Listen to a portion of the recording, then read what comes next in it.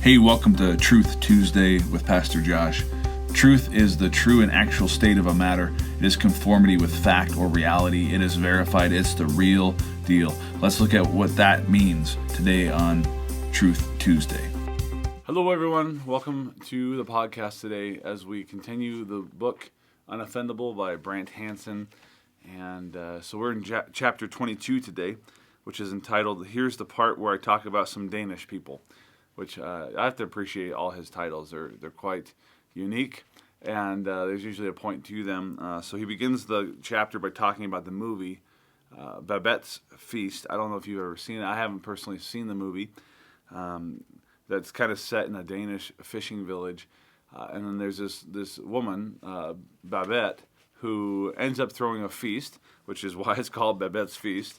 Well, this feast, and I'm really summarizing this, but the feast ends up being something very, very elaborate. She did it on purpose. She had got a whole bunch of money gifted to her, and so she wanted to use it for one amazing, crazy, large, beautiful, extravagant meal.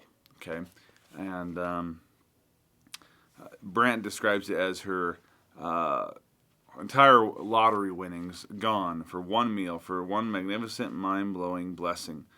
And the people in the village decide that they're going to come to that feast, but they're not going to enjoy it, not one bit. And so pretty soon they do at some point begin to, and then one of the people, it says, he knows the chef must surely be the one and only Babette, formerly of the world-renowned Cafe Anglais. And so it says he realizes, too, that this sumptuous meal prepared for people previously unwilling to embrace it is purely and simply grace. And then he says this, mercy imposes no conditions. And lo, everything we have chosen has been granted to us. And everything we rejected has also been granted. Yes, we even get back what we rejected. For mercy and truth are met together, and righteousness and bliss shall kiss one another, he proclaims.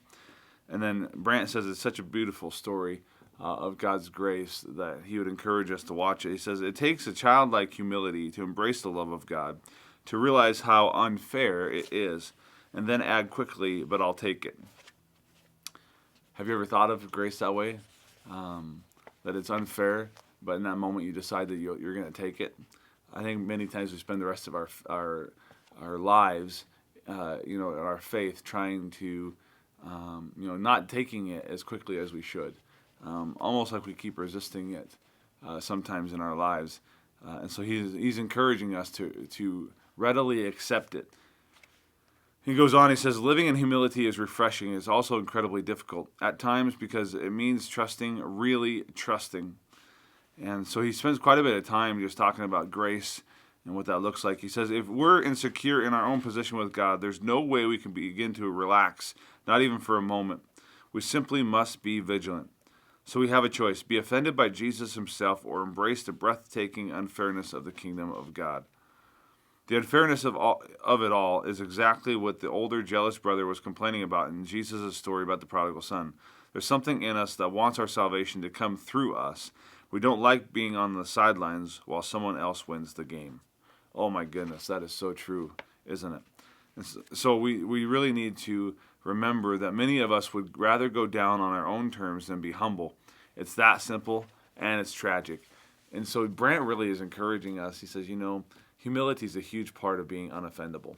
It's a huge part of our faith, of really letting grace take hold of our lives. And so many times, and I've been there too, like there's been many times where I've seen pride arise in me, and you cannot let the offense go. You cannot choose grace while pride is still evident and while pride is still on the throne of our hearts.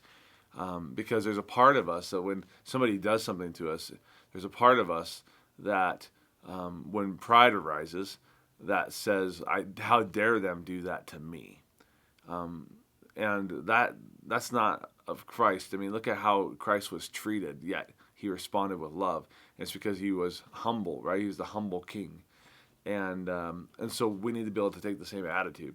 But pride keeps us from that. It keeps us from experiencing grace, because while we're prideful, we really believe we don't need it, that we're better than that it's for everyone else but us. And so he's really encouraging us to say, hey, don't let your pride get in the way of enjoying the feast. And so that's just an encouragement for you, is that lay down your pride, pick up humility, enjoy the feast, realize that yes, the kingdom of God is unfair, but we're going to take it because it is so good and unbelievably beyond what we think it really could be. So that's just been an encouragement for you. Thanks for joining me today. I'll see you next week as we come to the final 2 chapters of our book, Unoffendable by Brant Hansen. Thanks for joining me today.